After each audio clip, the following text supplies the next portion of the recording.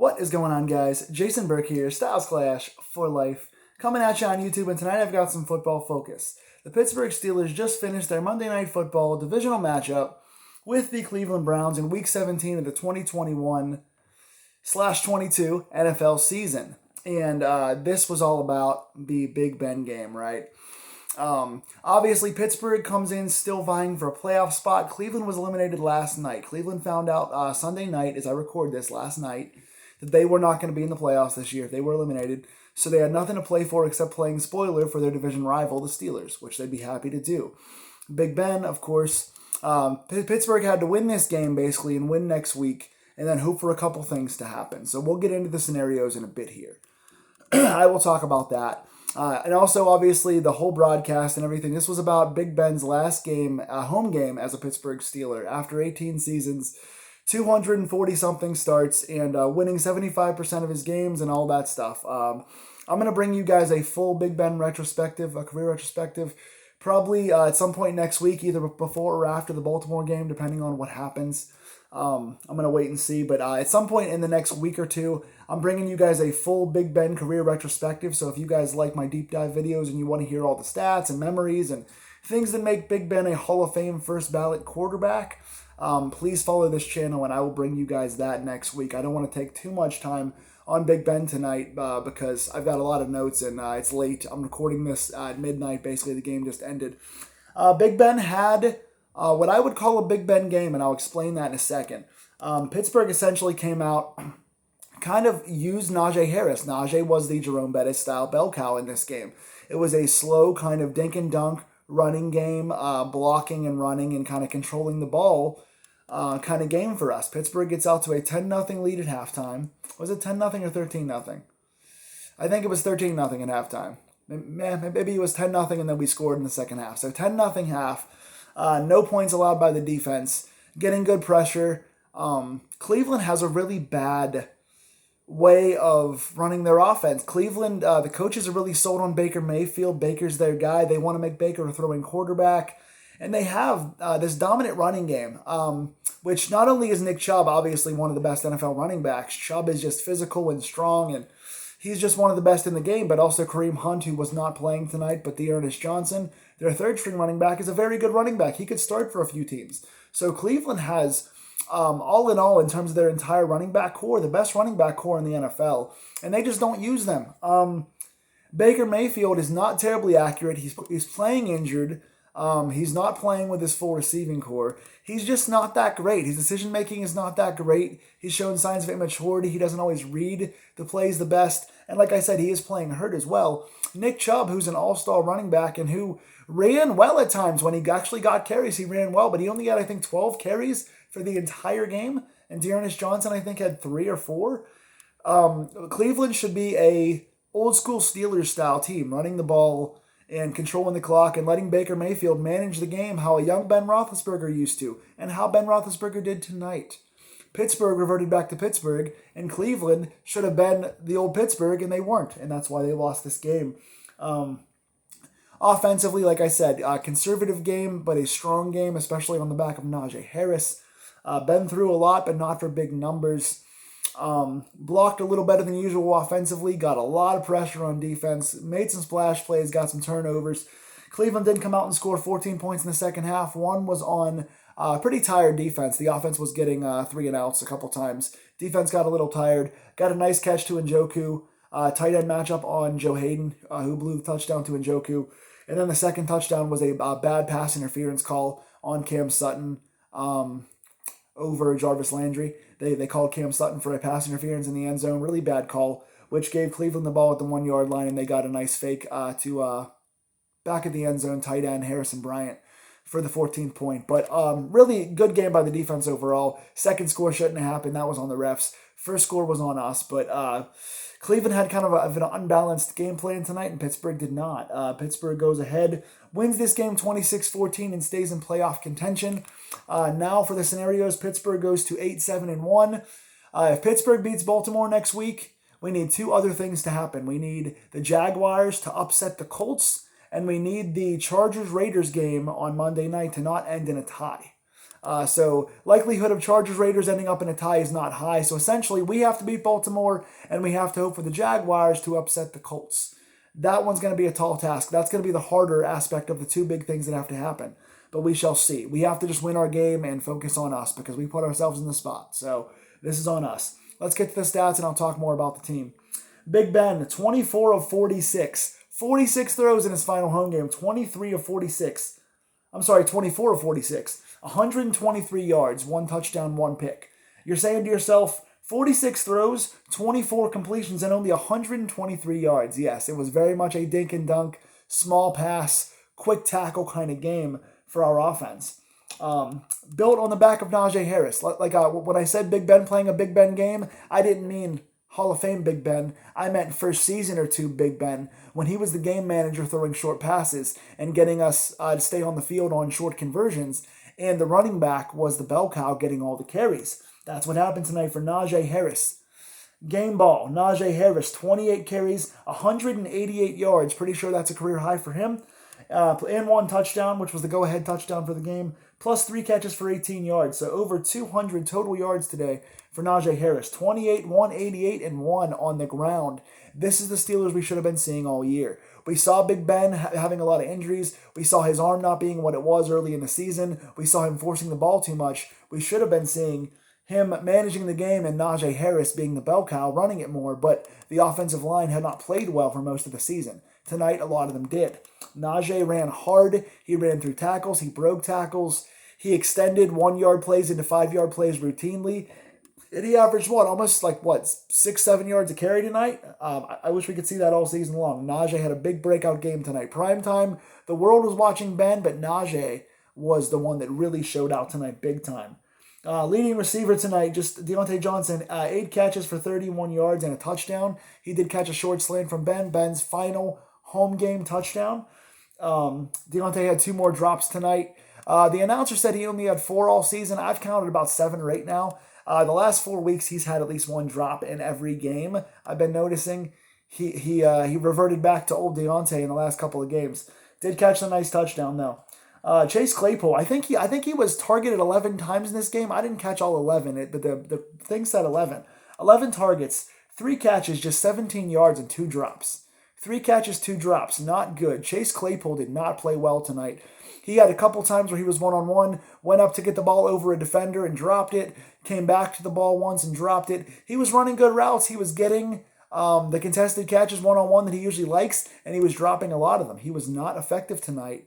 And if you're going to get the outside opportunities, you have to help your quarterback out. Between Deontay dropping consistently in the last 4 weeks and Claypool, first with the immaturity and now with the drops, we need more help on the receiving end of things. Thankfully, Najee was there for us. Offensive line, I wanted to talk about the offensive line really quick. I want to give credit to several of the offensive line tonight. Dan Moore played on Myles Garrett tonight and didn't allow anything big. I think Ben was hit a couple times by Garrett, and I think there was 1 batted ball. But he did Dan Moore, for being a rookie who's not played terribly well this year and has been up and down with inconsistency, played pretty well against Myles Garrett in this game. I like what Dan Moore did. J.C. Hassenauer, I liked him better than Kendrick Green. J.C. Hassenauer, I've not been a big fan of, and he did have 1 really low snap early in the game, but he settled down, and he did a nice job on 2-level blocking. He blocked the first guy and then get to the second level and block the second guy. A lot of times, and I want to say this now while I'm here, Trey Turner had his best game of the season tonight. So Hassenauer, Turner, and Dan Moore all showed out tonight, best game of the season, as Najee ran usually in their gap. It was the Hassenauer and Trey Turner gap that Najee was finding most success with. So good job by Hassenauer minus that 1 snap. He and Turner played pretty well. Turner did get a penalty later in the game. He did give up 1 big sack on Ben as well. Ben got destroyed on 1 play. But Turner, for the most part, up and down, but played pretty well. And I want to give Hassenauer and Moore a lot of credit. Chuks Okorafor played terribly. I know you're playing against Jadeveon Clowney. He's one of the better secondary defensive linemen. Playing next to Garrett. He's not on Garrett's level, but he's had a long, nice career. Clowney's very, very good. But he was abusing Okorafor. Oh my God, he was getting around Okorafor like crazy. Chuks had a bad night, and I hope it's one of his last nights on this team. Defensively, I want to give a lot of credit. Man, 9 sacks and 2 interceptions. The NFL leading Steelers in sacks, boy, they came to play tonight. No first half points, only 14 for the game, and like I said, one was on a bad call. So I give this defense a lot of credit tonight. TJ Watt, no big surprise here, right? 4 sacks. 4 sacks now. He has 1 sack. I think he has 20 and a half sacks on the season. The all-time record is 21 and a half sacks. Good chance he ties and breaks that record next week. 1 game to break the record. 20 and a half sacks now, 4 in this game. Also, 2 batted balls. Batted balls were a big part of Pittsburgh's pressure tonight. A lot of good pressures at the end of plays, a lot of sacks, and a lot of batted balls. Watt, 4 sacks, 2 batted balls. If he doesn't get Defensive Player of the Year this year, you got to be kidding me. He was 3rd 2 years ago and he got screwed. He was 2nd last year and he got really screwed. He's going to get uber screwed this year if he doesn't get it. He is due for Defensive Player of the Year. 20 and a half sacks, all-time Steeler record. Number 5 all-time right now in sacks. I think he actually, with that last one, might have gotten the second all-time. But good chance he ties the record next week. Absolutely insane. Highsmith, Alex Highsmith, best game of the season. He showed out like crazy. You would think with Watt doing what he did, Highsmith wouldn't get as much. He had 2 sacks and several backfield tackles. He played the run game well today. He was hitting the quarterback like crazy. He only had 2 sacks, but he got several other pressures in this game too. It was Highsmith's best game of the year. I've been waiting for this Highsmith. I've been waiting to see these guys playing together on all cylinders healthy, and they showed out tonight against a pretty good offensive line for Cleveland. Cleveland's got one of the better offensive lines in the league, and our D-line bullied them tonight. Highsmith, Watt, game balls. Excellent. 3 other sacks as well on top of those 6. Cam Hayward, no big surprise there. He got a batted ball and a sack tonight. Big game for Cam. Henry Mondo got a sack tonight. Good to see him in the action. Also got close to a second one. Another big hit at the end as well. So Mondo got a few nice plays. Derek Tuska, first time mentioning Tuska on a positive light. He gets a sack as well in this game on a nice hit. So the interior line was getting involved as well. I got to mention my buddy Loudermilk too. You guys know I've been saying Isaiah Loudermilk is a breakout star for this team. I keep saying it over and over again. He got a batted ball in this game as well, and also got a couple of tackles on running backs. So Loudermilk is making his presence felt in there as a starter, especially filling in for Wormley tonight. No Wormley, and I didn't see much of Carlos Davis, and Isaiah Buggs was activated, but I don't think he played much either. Loudermilk is one of the underrated guys on this defense. I want to see what he does in the future. I like this kid. He played well tonight too. Another guy who I've been talking about for like 4 weeks in a row. I'm going to say his name again. I have to. Witherspoon, Akilo Witherspoon, played well tonight. He did get beat on one play. I think it was Peoples-Jones. Beat him on a simple crossing route. If Peoples-Jones or it was Landry. Beat him on a crossing route.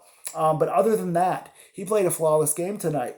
Interception on the sideline. Baker went for a one-on-one coverage on the outside. Witherspoon with a nice pick and stayed in bounds. Did a nice job on that. Also defended 2 other plays, and he made a snow angel at the end. Knocked down 2 balls that were in guys' hands. One was on a high ball that he went up and skied for. Another was a ball that was in a guy's hands that he knocked away.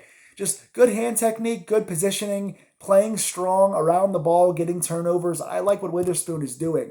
Along with guys like Loudermilk, I want to keep praising this guy because I see a lot of him being a future player, especially considering we need more sure cornerbacks on the outside with Sutton not always playing the best and with Hayden being an older and injured guy. We need someone like Witherspoon in our future. I like this guy a lot. Also, 2 other guys that I haven't mentioned much this season that I liked in this game a lot. Montravius Adams, I like him a lot. I think he might have gotten a batted ball and an inside tackle as well. He made 1 or 2 pretty important plays tonight. He's been an underrated pickup. He's a rotational guy. He doesn't always play a ton, but when he's in there, he's around the ball. He gets some pressure. He gets some batted balls. I like what he's doing in there right now. He's a nice depth piece after that practice squad activation. I like him a lot. And tonight, Marcus Allen. I've been hard on Marcus Allen in the past. I didn't like him as a backup safety. I didn't like him at all at linebacker. He hasn't played well this season at all, in my opinion, the last 2 or 3 weeks. But he played pretty good tonight. He started inside linebacker.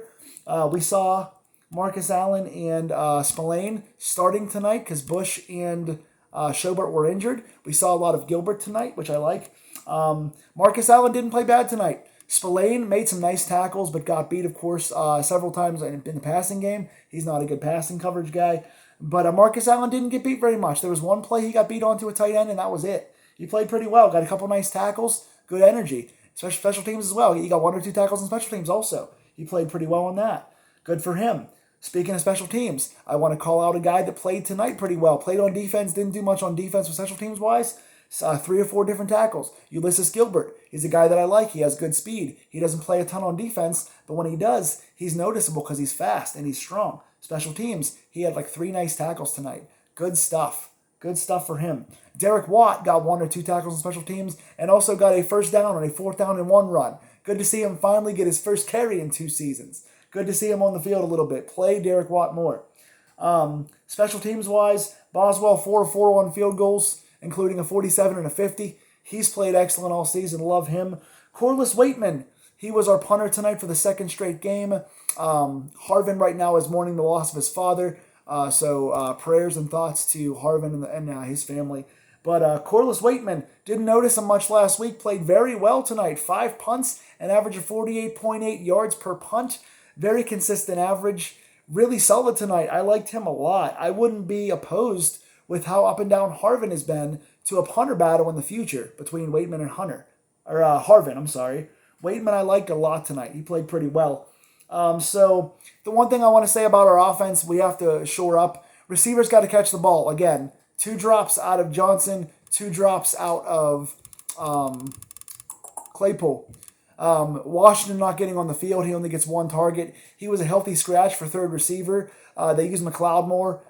Washington only got 1 target. I don't know why he's not getting the ball. Again, put Watt in more. I've been saying that every single week. But also, 3rd downs. I don't know if these are Ben play calls, like he's just doing quick reads because he sees blitzes coming, or if this is a call from our offensive coordinator. I don't know if it's a Matt Canada thing. I don't know if the routes aren't being run well. But every time we're on 3rd and 9, 3rd and 10, we're throwing like lateral passes. We're throwing 3-yard passes. If you throw a 0 to 3-yard pass, the chances of getting a first down are slim. I know guys like Claypool and Johnson are known for breaking tackles and getting to the outside with their speed, but no. Stop throwing 3-yard passes for 3rd and 10. It makes no sense. It's giving up. It's really stupid. We got to fix that. Defensively, just breakdowns in the second half. You just want to have your middle linebackers get better at coverage. Thankfully, tonight the linebackers weren't overexposed in coverage because Baker had no time to throw. Baker made some bad decisions. They weren't running the ball. And when Baker started to throw at the end of the game a lot and tried to make some good decisions, we had such good pressure that we didn't have to worry about our linebackers getting torched or our corners getting beat or Sutton or anything getting beat because we got so much pressure. So Steelers, pressuring and getting sacks on defense and making splash plays, running the ball on offense. What can you say? That is the old Steeler way, and that's the way to win. Congrats, Steelers. Again, they have to win next week, and the Colts have to lose to the Jaguars, so we'll see what happens. But we are 8-7-1. We have guaranteed another non-losing season under Mike Tomlin and Ben Roethlisberger. Just one quick note. I'm not going to go into the expose right now with Ben. That's coming next week. But thank you, Ben. Thank you for 18 years of winning. Thank you for the good stuff you've done off the field, all the charity stuff and stuff that you're involved with around here. Thank you for your love for the city, for your emotion, for your strength on the field, for your breaking tackles and extending plays and revolutionizing the quarterback position and going to Canton, sir. This is not goodbye in Pittsburgh. It is we will see you in Canton, Ohio, where you are from, sir. All right, so go Steelers. What'd you guys think? Please like, share, and subscribe if you like these deep dive videos. Tell me in the comments below who stood out to you tonight. What do you expect to see next week? And please follow along for my potential Steelers season finale, but I hope we can extend this into the playoffs. Go Steelers. I will see you soon. Thank you, Ben.